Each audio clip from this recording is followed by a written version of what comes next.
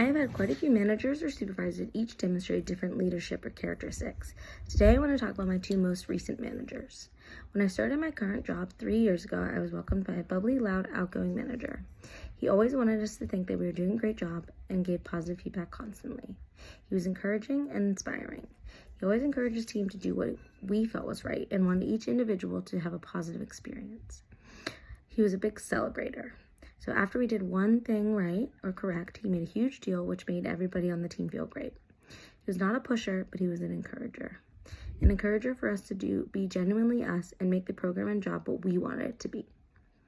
A lot of this made me understand that he, as a supervisor, truly cared about his employees, and I admired that about him. He was forward-looking and always hoped for the best. He envisioned the programs to be what you can make it to be as the staff member who's leading them. In my job, I currently supervise many young staff, mostly college students that could easily be in my position one day. I take what he taught me in this way to encourage these staff to do what they care about and give them the freedom to understand themselves and get where they need to be. This is what I learned most from him. I try to inspire each day and look forward to the future of this program. After my first year in this job, a new supervisor took on Lewis's role. She has now been my supervisor for the past 2 years. While she and my past supervisor have had some similarities, they're almost completely different as my boss. One thing they have in common, but show in completely different ways, is the way that they inspire. She demonstrates inspiring because she's all about the big picture, the optics. She strives to be the best and lead the group to see the vision that she sees and make it great. I think about the line in the book that says, "You can't command commitment, but you have to inspire it."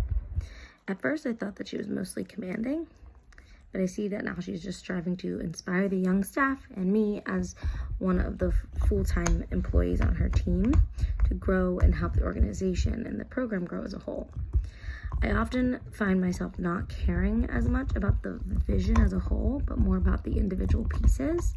But taking what I've learned from my supervisor now, I think it is important to put my all into what I'm doing, but to also see it as a bigger vision.